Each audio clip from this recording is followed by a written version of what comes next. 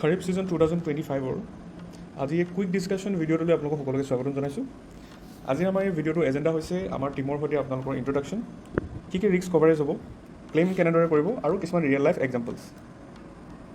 এইখিনি আমাৰ team members Sivasagar Charaideo জিলাৰ বাবে। এইবাৰ PMABY শিৱসাগৰ চৰাইদেউ জিলাৰ বাবে নটিফাইড ক্ৰপ হৈছে শালি ধান। প্ৰতি হেক্টৰত চাম ইনচিয়ৰ্ড ভেলু হৈছে 72,300 আৰু কাট অফ ডেট হৈছে 31 জুলাই 2025। আপোনালোকে ডেটকেইটা মনত ৰাখিব। চালিপেজি শ্বয়িং date as per the crop calendar 1 July 2025। Normal harvesting মানে খেতি চপোৱাৰ তাৰিখ হৈছে as per the crop calendar 01/11/2025 আৰু ৰেজিষ্ট্ৰেশ্যনৰ কাট অফ ডেট হৈছে 31 জুলাই 2025। PMABY পাৰ হেক্টৰত একচুৱেল প্ৰিমিয়াম হৈছে 1084.5 ৰুপিজ 1084.5 পইচা। উইথ ছাবচিডি ফাৰ্মাৰ পেয়েবল হৈছে 100 ৰুপিজ পাৰ হেক্টৰ।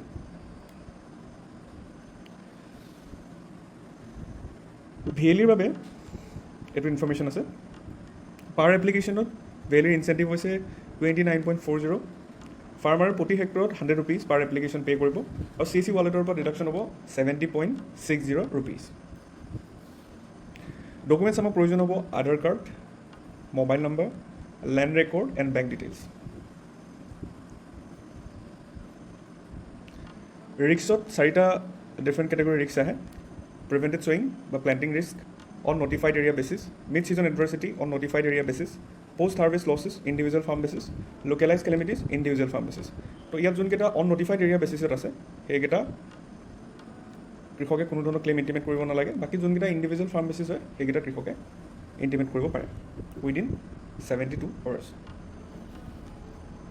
ফাৰ্ষ্ট আহিলে প্ৰিভেণ্টেড শ্বয়িং। প্ৰিভেণ্টেড শ্বয়িং মানে হৈছে যে যিকোনো কাৰণত, যিকোনো নন প্ৰিভেণ্টেবল কাৰণত, যিকোনো প্ৰাকৃতিক দুৰ্যোগৰ কাৰণে কৃষক এজনে যদি কাট অফ ডেট মানে কাট অফ ডেটটো আছিলে 31 জুলাই 2025, তাৰ 15 দিনৰ ভিতৰত যদি মানে 15 আগষ্ট 2025 চনলৈকে যদি যিকোনো কাৰণত শস্য বা বীজ যদি তেওঁ সিঁচিব নোৱাৰে বা খেতি কৰিব নোৱাৰিলে তেতিয়া তেওঁ প্ৰিভেণ্টেড শ্বয়িঙৰ কাৰণে এলিজিবল হয়। কি কি কাৰণত হ'ব পাৰে? প্ৰচণ্ড বৰষুণ বা প্ৰতিকূল ঋতুভিত্তিক বতৰৰ পৰিস্থিতিৰ বাবে। ইয়াত ফাৰ্মাৰে কোনো ধৰণৰ ক্লেইম কৰাৰ প্ৰয়োজন নাই। বীমা কোম্পানী, জিলা প্ৰশাসন, ৰাজ্য চৰকাৰৰ নডেল বিভাগ আৰু কৃষকৰ তথ্যসমূহৰ ওপৰত নিৰ্ভৰ কৰি যদি সেই পঞ্চায়তত 75% ঠাইত কৃষকে খেতি কৰিব নোৱাৰিলে যিকোনো প্ৰাকৃতিক কাৰণত, তেতিয়া বীমা যিসকলে কৰি থৈছে, PMABYৰ যিসকলে পঞ্জীয়ন কৰি থৈছে তেওঁলোকক মুঠ বীমা ধনৰ 25% দিয়া হ'ব আৰু বীমা কভাৰেজ বন্ধ কৰা হ'ব। ইয়াতে মন কৰিব যে এই যোনটো প্ৰিভেণ্টেড শ্বয়িং বা প্লেণ্টিং ৰিস্ক আছে সেইটো চৰাইদেউ জিলাৰ কাৰণে এপ্লিকেবল নহয়। চৰাইদেউ জিলাৰ কোনো কৃষকে প্ৰিভেণ্টেড শ্বয়িং বা প্লেণ্টিং ৰিস্কৰ বাবে দাবী কৰিব নোৱাৰে। তাৰপিছত আহিল mid season adversity. Mid season adversity basically কি হয়, যেতিয়া আপোনাৰ ক্ৰপটো গ্ৰ'থ হয়, ক্ৰপটো যেতিয়া বৃদ্ধি হয়, তেতিয়া হ'বলগীয়া যিকোনো প্ৰাকৃতিক দুৰ্যোগৰ আশংকাৰ সময়ত কি কৰিব, ইয়াতো আপুনি কোনো ধৰণৰ ক্লেইম কৰাৰ প্ৰয়োজন নাই। গড়ে 7 বছৰৰ উৎপাদনৰ তথ্য নিৰ্ধাৰণ কৰা হয় যে যোৱা 7 বছৰত সেই টুকুৰা মাটিত বা সেই পঞ্চায়তত কিমান প্ৰডাকশ্যন হৈছিলে শালি ধানৰ, আৰু এই বছৰৰ শালি ধানৰ উৎপাদনটো লোৱা হয়। যদি 7 বছৰৰ উৎপাদনৰ গড় যোনটো তথ্য তাতকৈ বৰ্তমান যোনটো উৎপাদন হোৱা তথ্য সেইটো যদি 50%তকৈ কম হয় তেতিয়াহ'লে মিড ছিজন এডভাৰ্চিটিৰ অধীনত ক্লেইমৰ কাৰণে এলিজিবল হয়। কি কি কাৰণত হ'ব পাৰে? খৰাং হ'ব পাৰে, খৰাং কাৰণ হ'ব পাৰে, বানপানী, প্ৰচণ্ড বৰষুণ, কীট পতংগ আৰু ৰোগ, ভূমিস্খলন, প্ৰাকৃতিক কাৰণত হোৱা জুই, বিজুলী, ধুমুহা, শিলাবৃষ্টি, ঘূৰ্ণীবতাহ, আমফান, ধুমুহা, হাৰিকেন আৰু টৰ্নেডো। এইকেইটা কাৰণত মিড ছিজন এডভাৰ্চিটিৰ বাবে অসমত ক্লেইম হ'ব পাৰে। তাৰপিছত আহিলে individual farm basis. Individual farm basis কি হয়, যেতিয়া নিৰ্দিষ্ট এটা টুকুৰাত এটা এৰিয়াত আপোনাৰ ক্ৰপ লছ হয় তেতিয়া ফাৰ্মাৰে ইণ্ডিভিজুৱেলি ক্লেইম কৰিব পাৰে। কি কি কাৰণত হ'ব পাৰে? শিলাবৃষ্টি হ'ব পাৰে, ভূমিস্খলন হ'ব পাৰে, বানপানী হ'ব পাৰে, ডাৱৰ বিস্ফোৰণ হ'ব পাৰে আৰু প্ৰাকৃতিক জুইৰ আশংকা থাকিব পাৰে। তো এইকেইটা কেছেছত এজন ফাৰ্মাৰে লোকেলাইজ কেলেমিটিৰ অধীনত উইদিন 72 আৱাৰ্ছ ক্লেইম ইণ্টিমেট কৰিব পাৰে।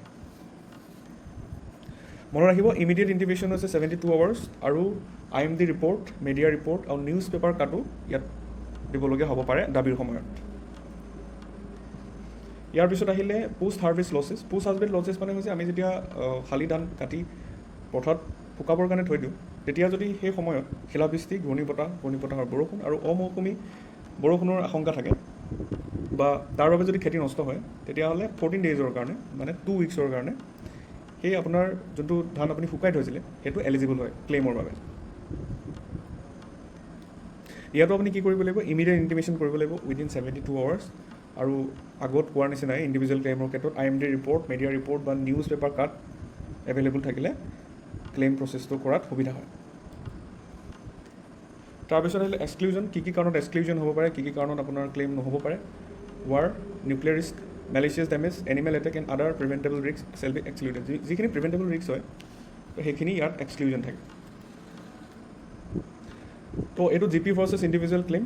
GP মানে নটিফাইড এৰিয়া, আমাৰ অসমত যিহেতু শিৱসাগৰ আৰু চৰাইদেউ জিলাত যিহেতু GP ৱাইজ নটিফাইড এৰিয়া হয়, সেইকাৰণে আপোনালোকে ইয়াৰ স্ক্ৰীনশ্বটো ৰাখি ল'ব পাৰে। এইটো আপোনালোকৰ GP আৰু ইণ্ডিভিজুৱেল ক্লেইম কেনেকৈ হয় সেইটোৰ ওপৰত ডিপেণ্ড কৰিব। GP ৱাইজ ক্লেইম মানে হৈছে সেইটো গোটেই গাঁও পঞ্চায়তৰ ক্লেইম হ'ব, আৰু ইণ্ডিভিজুৱেল মানে ব্যক্তি বিশেষ যিকোনো এজন ফাৰ্মাৰে ক্লেইম কৰিব পাৰিব। তাৰপিছত আহিলে ইণ্ডিভিজুৱেল ক্লেইম কেনেদৰে ইণ্টিমেশ্যন হ'ব। আমি কেতিয়াবা উদাহৰণ লৈছোঁ অসমৰ হেইলষ্ট্ৰম, শিলাবৃষ্টি, লেণ্ডশ্লাইড, ভূমিস্খলন। তো যিকোনো এটা কাৰণত অত্যাধিক বা প্ৰচণ্ড বৰষুণৰ কাৰণে সেই এৰিয়াটোত পানী জমা হৈ গ'ল, বা পানী জমা হৈ যোৱাৰ কাৰণে খেতিখিনি নষ্ট হ'ল, লোকেলাইজ ফ্লাডিং যোনটো কোৱা হয় তাতো ক্লেইম কৰিব পাৰে। চিমিলাৰ কেছেছত ডাৱৰ বিস্ফোৰণৰ কাৰণে, ক্লাউড ব্ৰাষ্টৰ কাৰণে যিকোনো এটা জেগাত হেভি ৰেইনফল হ'ল, আৰু হেভি ৰেইনফল হোৱাৰ পিছত খেতি নষ্ট হ'ল, তো সেই ক্ষেত্ৰতো ইণ্ডিভিজুৱেল ক্লেইম ইণ্টিমেশ্যন কৰিব পাৰে। নন ছিজনেল, কেতিয়াবা এনেকুৱা হয় যে এচিডিক বৰষুণ হয় বা সেইখন সময়ত বৰষুণ দিব নালাগিছিলে, বাট বৰষুণ হয় আৰু খেতি নষ্ট কৰে, তেতিয়াও আপুনি ইণ্ডিভিজুৱেল ক্লেইম কৰিব পাৰে। আগতে কোৱাৰ দৰে আপোনাৰ শস্য চপাই আপুনি যেতিয়া শুকাবৰ কাৰণে থৈ দিয়ে, আপ টু 40 days এপ্লিকেবল হয় এই ক্লেইম। এইটো ইণ্ডিভিজুৱেল ক্লেইম হয়, আৰু আপুনি উইদিন 72 আৱাৰ্ছ খেতি নষ্ট হোৱাৰ পিছত আপুনি ইণ্টিমেট কৰিব পাৰে। বহুতে এইটো কুৱেশ্যন সোধে যে এনিমেল এটেকত কভাৰেজ পোৱা যাব নাযায়। শিৱসাগৰ আৰু চৰাইদেউ জিলাৰ বাবে এনিমেল এটেকৰ কোনো সুবিধা নাই। যদি বনৰীয়া যিকোনো প্ৰাণীয়ে শস্য নষ্ট কৰে, তেতিয়াহ'লে ইয়াৰ কভাৰেজ দিয়া নহ'ব। তো কৃষক ৰাজ্যৰ সাহায্যৰ জ্ঞাতাৰ্থে আমি এইকেইটা ইনফৰ্মেশ্যন আপোনালোকক দিছোঁ। এটা চেটবট নাম্বাৰ মুকলি কৰা হৈছে 7065514447। তাত ৰেজিষ্টাৰ্ড মোবাইল নাম্বাৰটোৰ পৰা হোৱাটছএপ কৰিলে হাই মেছেজ যদি আপোনালোকে পুট কৰিব, তেতিয়া আপোনাৰ পলিচি ডিটেইলছ, ক্লেইম ষ্টেটাছ, গোটেই ইনফৰ্মেশ্যনখিনি আপুনি চাব পাৰিব। আৰু যিসকলৰ হোৱাটছএপ নাই তেওঁলোকে কৃষি ৰক্ষক পৰ্টেল 14447 কল কৰিব পাৰে। আমাৰ টল ফ্ৰী নাম্বাৰ হৈছে 1800-209-1111 SBI, যিটো আপোনালোকে ৰাইট ছাইডে দেখি আছে, তাতো আপুনি ক্লেইম ইণ্টিমেট কৰিব পাৰে। এয়া হৈছে আমাৰ কণ্টেক্ট নাম্বাৰ।